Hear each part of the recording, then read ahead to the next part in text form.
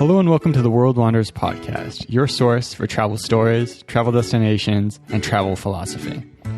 I'm Amanda. I'm Ryan. And we're your hosts. Hello, everyone, and welcome back for another episode of the World Wanders podcast. We are so excited that you've decided to join us for today's conversation. And today on the podcast, we are very excited to be joined by Jesse Neugarten, who is the CEO and founder of Flight Club. Yeah, and since this is kind of a very unique time to be someone who likes to travel a lot, we thought it'd be really interesting and illuminating to talk to Jesse about kind of the landscape of flights and airlines going forward. So kind of how things have changed now. And of course, no one's traveling right now, but as we think about traveling down the road when things get better, maybe in 2021 or whenever it may be, what that looks like. And from a trip planning perspective, maybe right now could be a really good time to book some stuff for the future with cheap prices. Maybe prices will get cheaper in the future. All that type of things as it relates to trip planning and planning your flights, destinations, prices, timing, and even kind of protecting yourself against airlines going bankrupt or whatever it may be when it comes to planning your future travel. So I think you're really going to like this episode and really give you a lot to think about as it comes to planning your next trip in the future. Yeah, absolutely. And Flight Club is a really interesting company in general. So we really enjoyed having this conversation with Jesse, and we think that you will enjoy it as well. Before we dive into the episode, we just wanted to remind you about the World Wanders Insider. The Insider is our Patreon-only podcast where we are currently doing a series on digital nomad life. So if you are curious how to make money from home or while working and traveling, and want to learn from people who are doing it right now as we speak, please join us over on Patreon. It's patreon.com/The World Wanders. We just released a awesome Q&A episode answering all of our patrons' questions about health and wellness, travel insurance, all that good stuff. And we also have a recent episode with our good friend Nathan from Foodie Flashpacker talking all about how he monetized his blog. So once again, if you're interested in the World Wanders Insider, head on over to patreon.com/The World Wanders. Otherwise, enjoy this episode. Welcome to the podcast today, Jesse. We're super excited to have you here with us. Hey, thanks so much for having me. Really excited to be here. Yeah, absolutely. We're excited to dive into this conversation, hear more about your business, how, things have been impacted with the current global pandemic and all that good stuff. But we wanted to back up a little bit and hear a little bit about how you first got interested in travel. Can you tell us a bit about your travel story? Yeah, of course. So I was actually born and raised in Cape Town, South Africa. I don't have my accent anymore, unfortunately.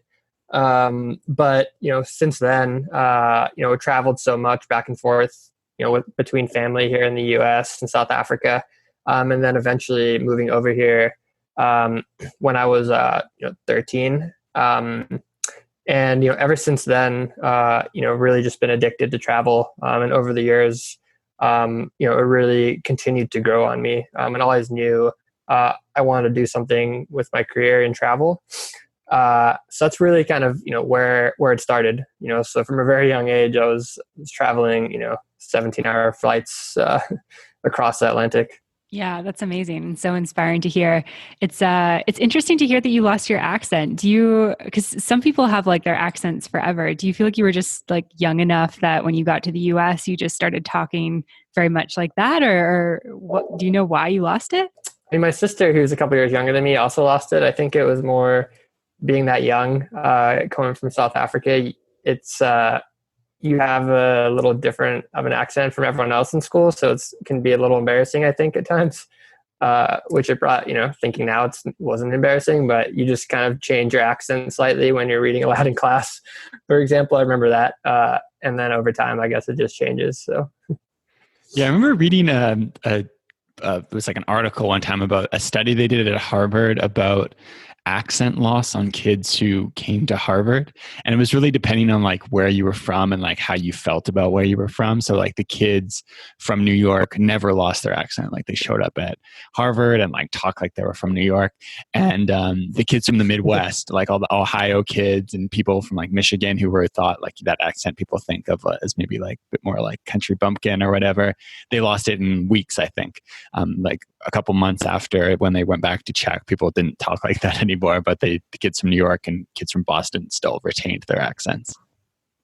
Yeah, no, that makes sense. I mean, I think when I talk to some of my family members, or like my parents who still have their accent, or my grandparents, it definitely comes back in little spurts. So it's still there. Yeah. And so for you, obviously it's kind of like it's an interesting experience where traveling and moving somewhere has become so much part of your life because at a young age, you've uprooted, you've lived in a different country. And kind of as you got to more of like an independent age, like did you start traveling yourself, or kind of what was your relationship with travel like at that point? Yeah, no, definitely. After high school, in college, doing a lot of trips with friends, going over to Nepal for a trip there to trek in the Himalayas, and really just doing a lot around not having that much money to spend on travel, but wanting to go everywhere. Really forced me and taught me, or it forced myself to learn how to find great deals, how to use credit card points to essentially travel for free. So that's really where I think it evolved from, was wanting to travel everywhere. But, in college, you usually don't have that much money to do so. So I think that's really one of the ways it stemmed, or where it stemmed from as well. Yeah. And then so what kind of was the lead up to coming up with the idea and deciding to start Dollar Flight Club? Yeah, of course. So as I mentioned before, I always wanted to be in travel and work in travel. It was a passion of mine. Um, And at the time, I was seeing a lot of these companies, pop up that were just in the subscription space, and they were doing all things. So obviously, there's one called Dollar Shave Club, which has a very similar name to ours, obviously. And they were obviously being very successful in the subscription space, very different in comparison to their competitors. And I didn't see anyone, that big, or anyone in the market who was doing that in the travel space. And at the time, I was, everyone in my family and my friends were, they'd always come to me for advice or help, with, finding good deals, with the credit card side of things. And, I ended up kind of deciding to bring that subscription side of things into the travel space and just scale what I was doing with helping my friends and family. Yeah, I love the idea of creating a business that, one is in a space that you're passionate about, and then two, something you're already doing. I mean, if your friends and family are asking you to help them with this thing, I think it's fairly safe to assume that you find at least 100 strangers that are doing that. And, in your case, obviously there's been many, many more than that. I'd be curious to know, like when you started Dollar Flight Club, what did it kind of look like and how has it kind of evolved over time? So when it started, it was just an ugly looking newsletter that, I'm not very good at design. So it was really just a plain newsletter with some designs that I had put together, on my own. And it would just be like an email blast to everyone when I'd find a good deal that I would take myself. And it was really small scale. I mean, when we started, we had like 10 people on the list, and then 100, and then 1,000, and then it just kind of grew from there, with friends and family telling each other, and just referrals and word of mouth. Is that's really where it kind of took hold with way more people, and that was really how it grew initially. It was just word of mouth referrals. Yeah, that's really interesting to hear. And I'm curious, for those people who are listening who are not familiar with Dollar Flight Club, how exactly does it work? Yeah, so it's really simple. Essentially all you do is you tell us what airport you live close to. So if you're in New York, you say, hey, I live by JFK. And then our team of deal experts are going to send you flight deals that leave that home airport to international and domestic destinations that are up to 90% off the standard fare. So every deal you get is going to be between 60 and 90% off the average fare. And the way you get notified is we send you an email notification, which has simple description of the deal and how to go ahead and book it. And then if you want to, take advantage of the deal, you go ahead and just book it through our partners. Okay, that's awesome. That seems like a great thing for travelers as well. And then on your side of things, so for people to become involved, like is it free, or you said membership based, so people pay a monthly amount? Yeah. Yeah, so we have a few membership options. So it's an app. We have an absolutely free membership that gets you access to just a smaller percentage of the deals and just not as many personalization tools. So you can sign up and tell us what region or airport you live by, and for free, we're going to send you a few deals a week. We do have a premium membership that gets you, more deals from that airport, and then a few other features like a premium partner perks where you have access to discounts with some of our travel partners, like travel gear, like bags, and things like that. And that's $70 a year. Okay, so super reasonable to be a part of that. And if you travel a lot, like we do normally, I feel like that would be something that would definitely be very beneficial to save a bunch of money. Yeah, I mean, our goal is to save people on the international flights. Our goal is like, how can we save each person $500 per flight? So that's kind of our goal, and whenever we send out a deal. So we just try to keep it simple, and really our goal is how do we save people money on flights. So yeah. And when it comes to deals, obviously, don't have to reveal your secrets or anything like that, but does a lot of it come down to like airlines and timing? And so like as an individual being like flexible about time, or kind of what are the main factors that like, people, I think certain people, obviously know about, sometimes there's like discounts and stuff, but hearing that like amount of some of those deals is pretty extraordinary. Like what are kind of some of the factors that contribute to those deals being available? Yeah. So I think the main one is flexibility on what airport you fly into and what airport you fly out of. So for example, if you live in a city like LA or New York, there's 3 different airports in that area that you can fly out of. So, a lot of people will just look at from the main airport to the destination they're looking to go. But it could actually be, $400, $500 cheaper to just fly out from an airport that's within an hour drive from, to another airport in that city. So just being flexible on that end. And then also another thing that we talk about is being flexible with where you fly into, so the destination. So, for example, some big cities in Europe that have more than one airport, especially London as an example, where you might just be looking to London Gatwick when London Heathrow could, be significantly cheaper. And that's kind of one of the main ways, we talk about just being flexible. The other one is really being cognizant of your destination in terms of if you wanted to go to Paris, for example, but there's a deal to London that was $500 cheaper than direct to London.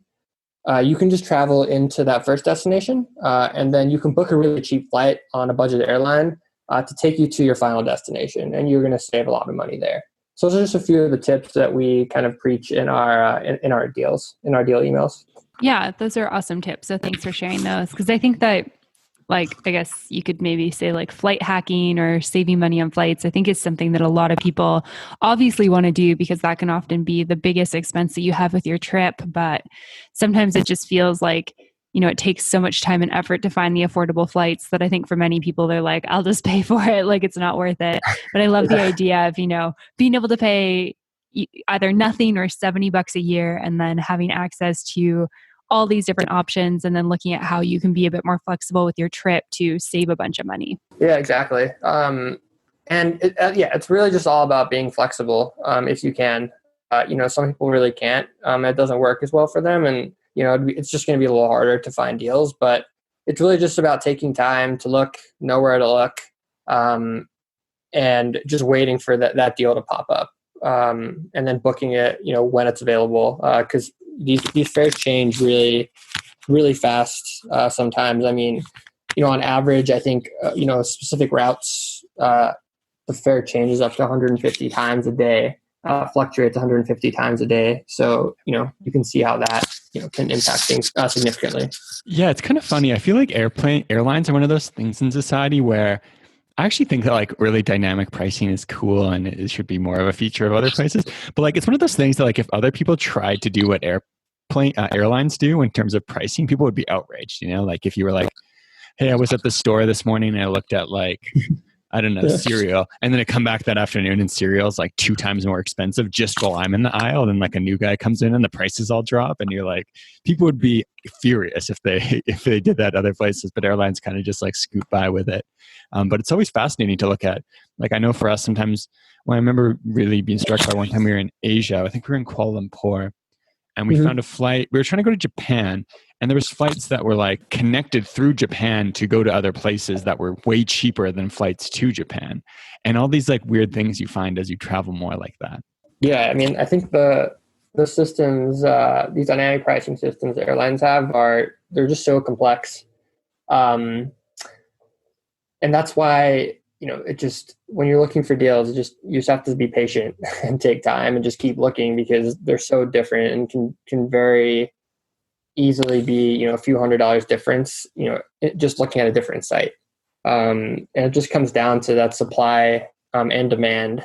With the dynamic pricing, the one thing I do like about that is it often, because it's so complex, it'll pop out some mistake fares, which are really good for us as travelers. Like when, I think it was 3 or 4 months ago, when Japan Airlines had a mistake fare, it was $120 maybe for a round trip flight in their first class suite, which I think probably goes for $5,000 to $10,000.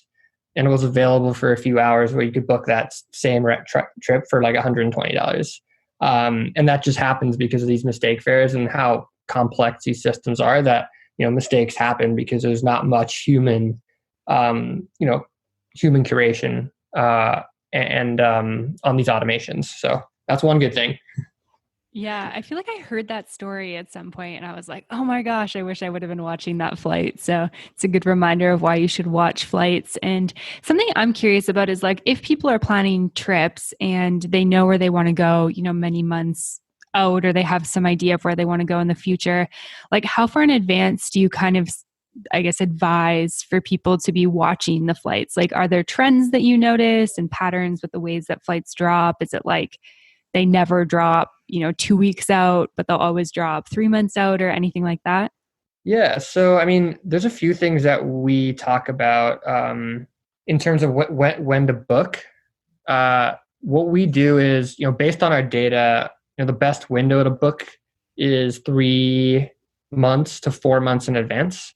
Because obviously, I mean, these fares, as the date gets closer, they always go up. We think on our end, in terms of long haul international flights, it's never going to work out booking last minute, or very rarely. 99% of the time it's not going to work. So never wait until the last chance. So yeah, 3 to 4 months out is kind of the best time to book. And then if you're booking on the weekend, it can be up to 60% cheaper in comparison to if you're booking on a Thursday or Friday, which is, one of the most expensive days to book flights, based on the data that we have. And I think it just comes down to, more people on Thursday or Friday, or maybe like at work, and there, more people are searching for flights and booking. So again, that just comes back to that supply and demand on these dynamic pricing models we were talking about earlier. Yeah, that's good to know, and just good for people who are looking to travel to keep in mind in terms of when they're doing like their flight watching and signing up for price alerts and stuff like that. And I mean, being in the travel industry, I feel like, all of us have really felt the impacts of, the coronavirus and the global pandemic. And I'm curious, like, from running a business that's really dependent on, flights and travel and stuff like that, what have been some of the things that you've noticed happening over in the last couple months?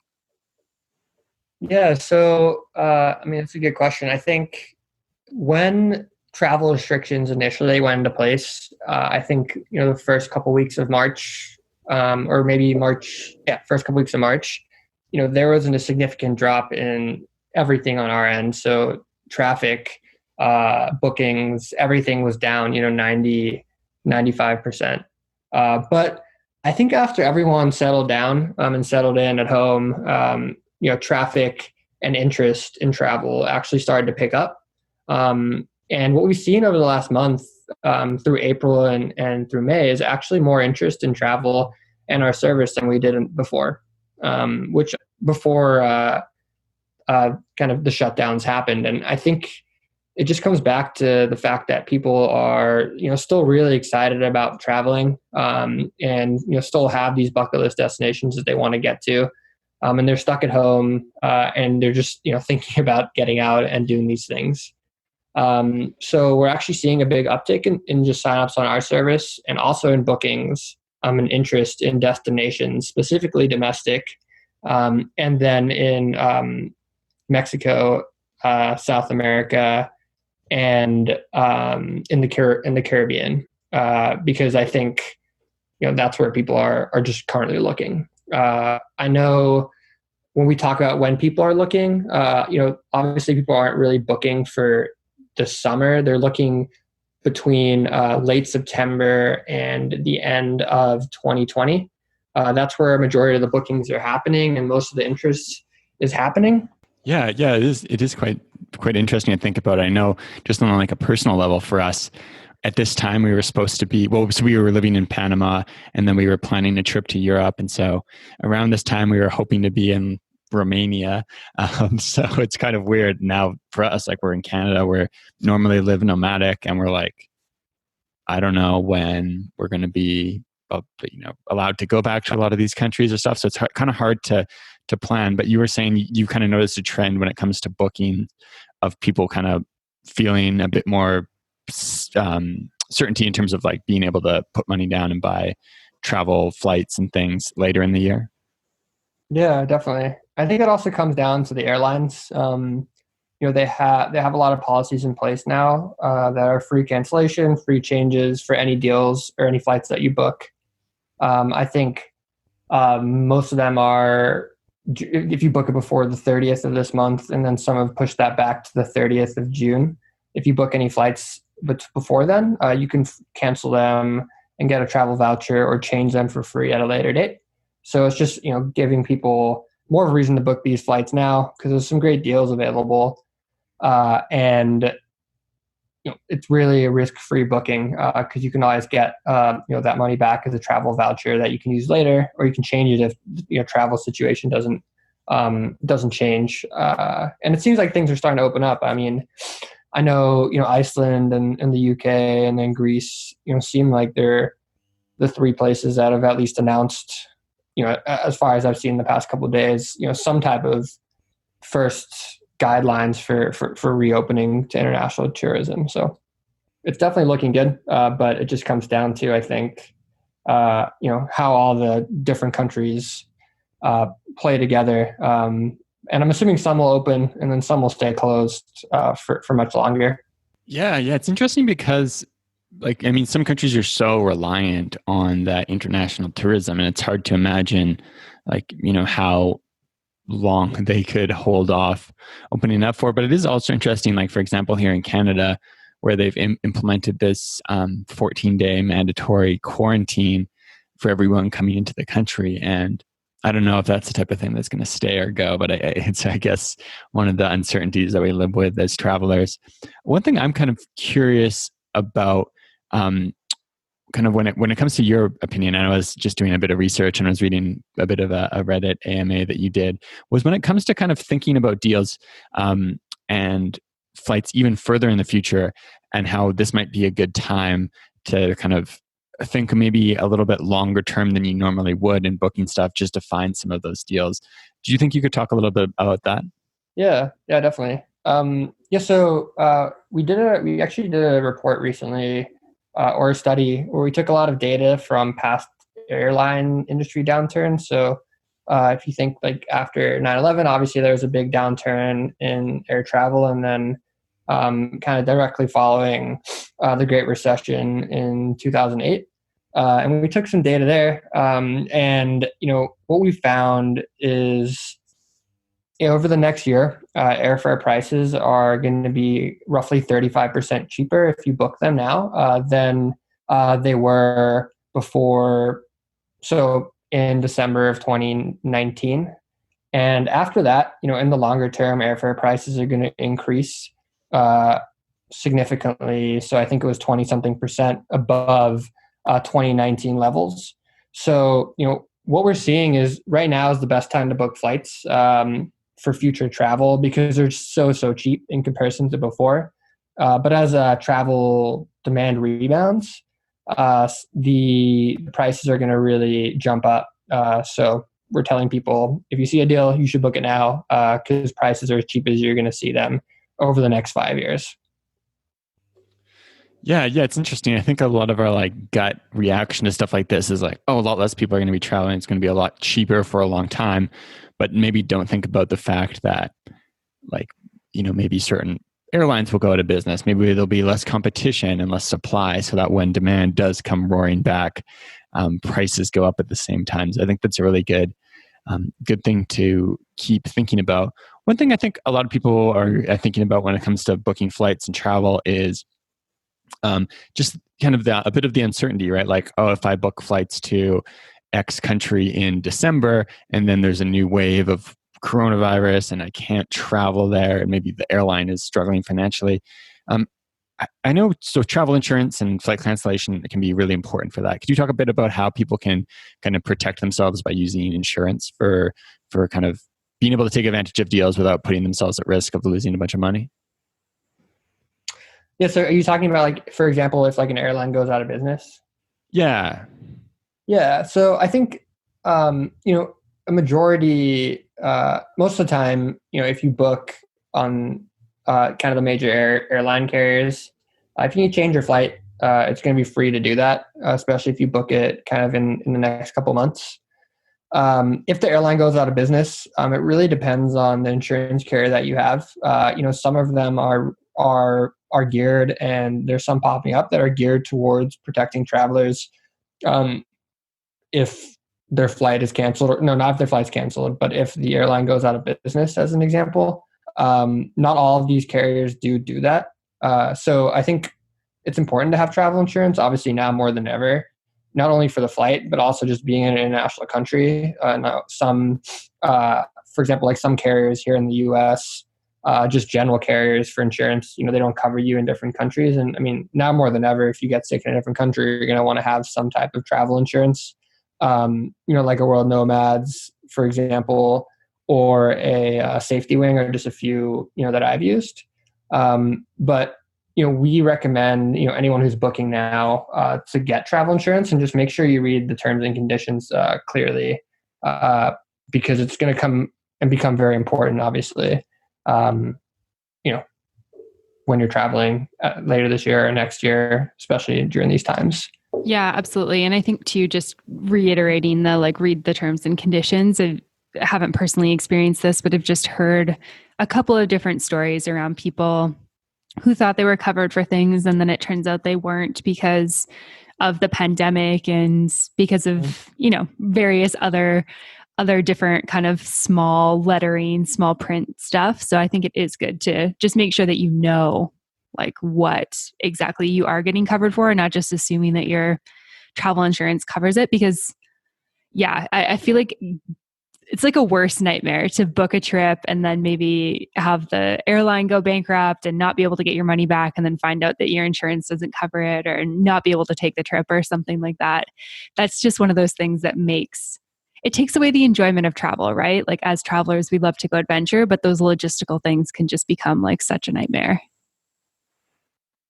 No, I agree. I think that's also one reason why travel will take a little bit to kind of rebound back to what it was, at the end of 2019. Just because I don't think travel is just going to be very different, just in a lot of ways, obviously. And it's just, I think it's going to be a little more stressful because there's a lot of unknowns and just more uncertainty around, what happens if I go to a country and then, there's an outbreak or something like that. And it's going to be interesting to see how that all plays out. Because, our team, we're actually a remote company, Dollar Flight Club is, so everyone works remotely and, can travel as much as they want and work from wherever. So, my wife and I actually just, we were actually traveling full time, for the last 4 or 5 months, and we had the rest of the year planned out as well. But that's all, had to be canceled for now, which is a bummer.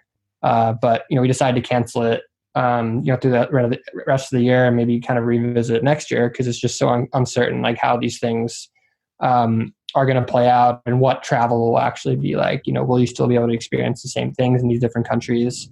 Will you have to have a 14-day quarantine when you get to places? So definitely going to be interesting to see how it works out. Yeah, definitely a lot of uncertainty. I think kind of what you said earlier about like some countries, I feel like it might be one of those things too, where some countries really push to get back to the way they were before, and others that hold on to a lot of these policies for much longer than people might expect. I mean, typically when you have things like, after 9/11 for stuff, security at the airport never went back to the way it was before. I'm imagining there'll be certain health stuff that never goes back to the way it was before after this. And so, Jesse, something I was curious about, you mentioned a little bit earlier about how you guys have noticed a lot of trends when it comes to people looking at flights, at least from the States, domestically to Mexico, to Latin America and the Caribbean.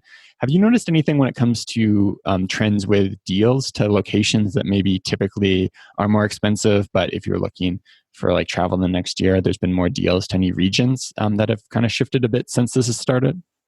Yeah, definitely. So we've actually seen, in general, when we talk about like the US or Canada to Europe, there's some cities like the main ones like a London or a Rome or a Barcelona or Amsterdam, where you see deals occasionally in the 200s or $300 round trip, which is an amazing deal. And you see that occasionally to these main hubs.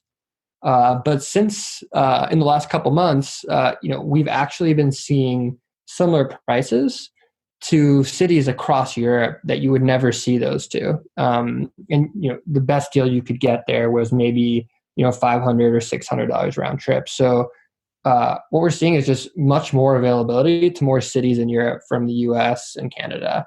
So thinking about places like Greece, Athens has historically been an extremely expensive and hard place to get to, just because in the summer, literally everyone wants to go to Greece and go hang out on Mykonos or those islands down there. So it's always been really expensive, but now we've seen deals there just for a couple $100 round trip from the US, or even countries like Croatia, which have been historically harder and more expensive to get to. So that's like definitely one big trend that we're following, and it's just great for travelers, at least now, who are willing to book flights for later this year or next. So. Yeah, definitely. Even having this conversation, I think, is making us think more about maybe it'd be good for us to think a bit further ahead than normal and start planning what we want to do next year, where we want to go. And we definitely were talking. I want to go to Greece. Yeah, we were talking the other day. We're like, it'd be so cool to like spend a month on a Greek island. We need to do that sometime. Yeah, we went there like 9 years ago. Yeah, like 9 years ago. And I've been dreaming about going back to Greece. So it definitely makes me feel excited that there's deals in those types of places. So yeah, normally we don't plan like that far in advance, but this is definitely making me think that if we do want to travel maybe at the end of 2020 or early 2021, that maybe we should be looking now while things are affordable and that type of thing. Yeah, no, definitely. I mean, usually the most, like if you're going to explore Europe, for example, usually the most expensive flight is just getting to Europe, because when you're traveling within Europe, it can be very cheap. Like some of the budget airlines, you could find a flight from like London to Athens for $50 or $30 or something crazy. So definitely now, if people are looking to go to Europe at the end of the year or for next year, now's the time to book just that flight to get you across the ocean over there. Because it's going to be cheaper than ever. And yeah, I agree with Greece. You guys should definitely go back. I was supposed to be there for the month of August, or for like weeks on the island of Paros. We had a place booked and flights, but maybe we'll do that next summer. So. Yeah, that's a bummer. I was actually going to ask about that. Where were you guys? You mentioned how you've been traveling full time. Where were you guys when kind of all this started to kick off, and kind of when you decided to go back home? So we were actually we started off in Bali, in Indonesia, and then we were in Costa Rica. when everything started, there's kind of the stories of, hey, this is spreading everywhere. And that was until the end of February.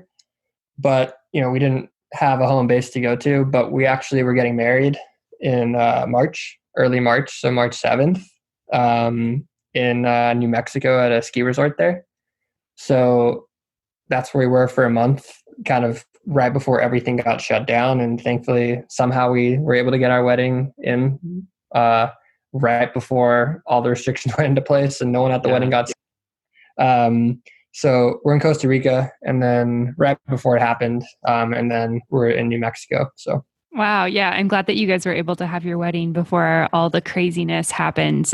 We have, friends who were supposed to be getting married this summer, and they've postponed till next year just because of the uncertainty and stuff like that. So seems like you must have been like one of the last days that people were, kind of able to have that type of celebration. No, I think so. Yeah, we got very lucky. Yeah, absolutely. We were in Panama when everything kind of hit. So we were pretty close to you guys in Costa Rica, and things happened super fast once they happened. It was like this sort of slow trickle in the news until it was like, bam, pandemic.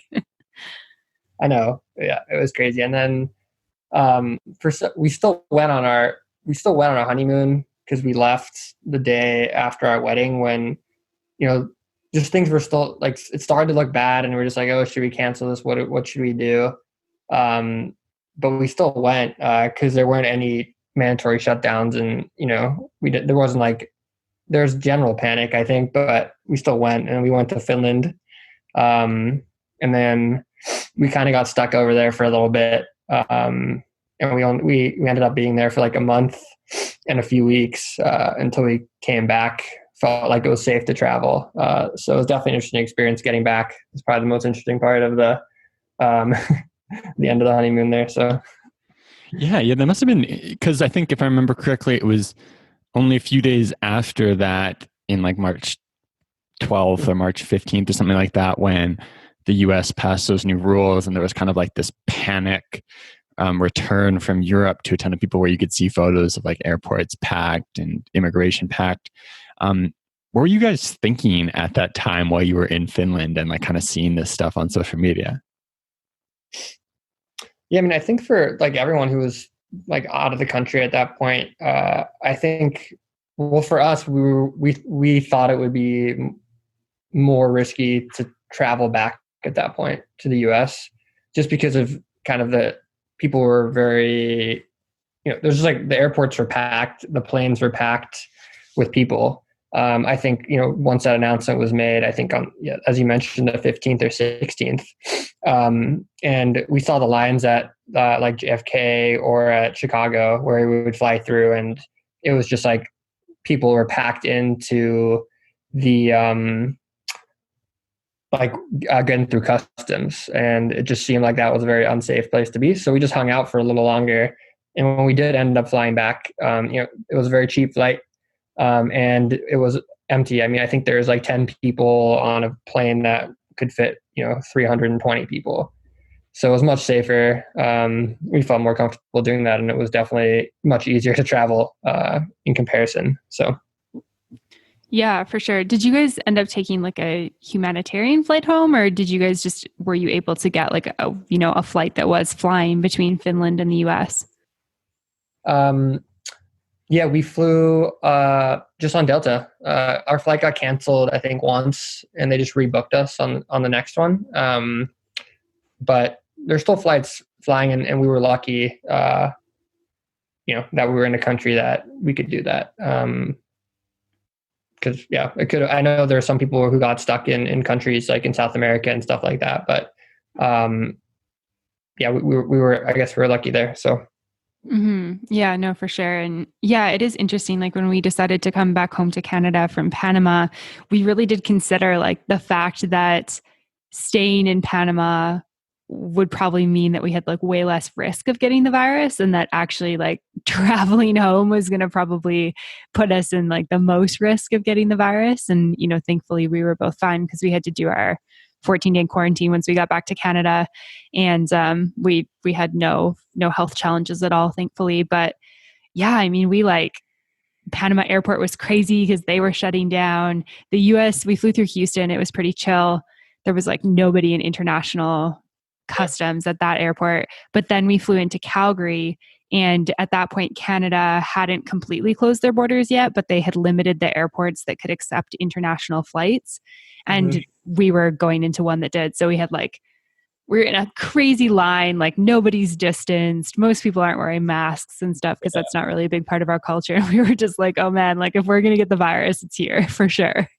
No, for sure. Yeah, it's funny. Like my wife and I, before our wedding, we were just so busy with and just weren't really thinking about what was going on anywhere else in the world, just trying to make sure the wedding happened properly. So we didn't think about like masks or even anything that was going on. And I think the best wedding gift we got was from my best man. He got us 2 masks and some Clorox wipes for our trip. Yes.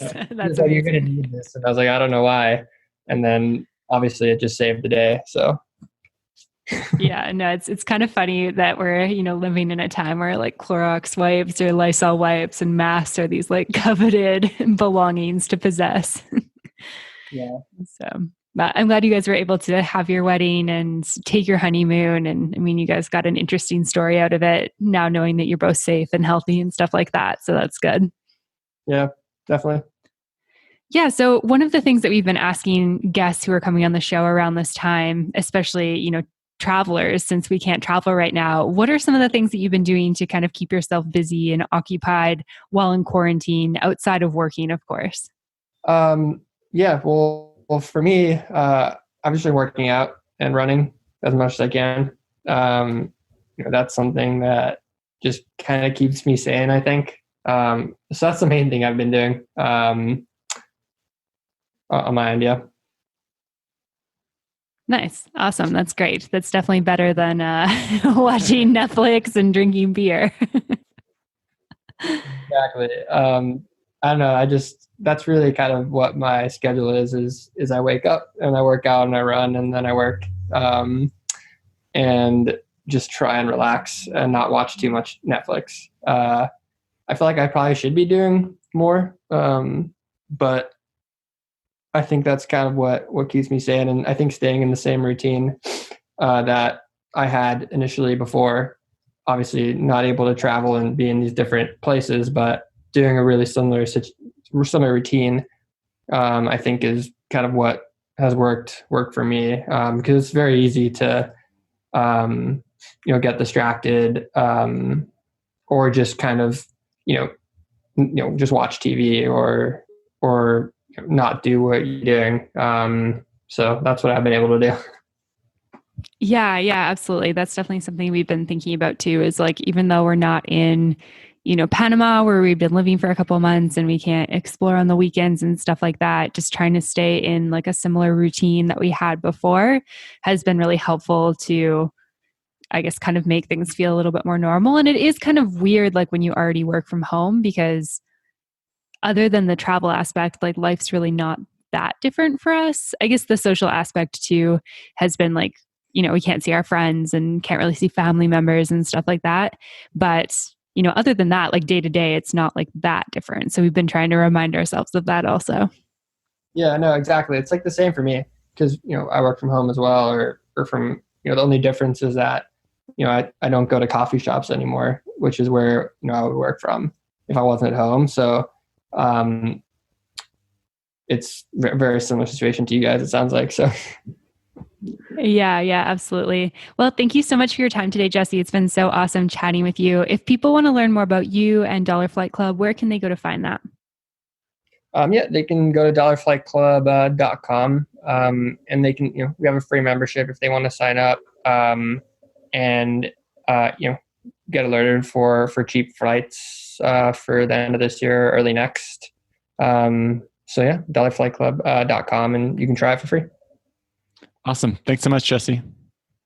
To find more information, relevant links, and photos talked about in this week's episode, check out theworldwanderers.com.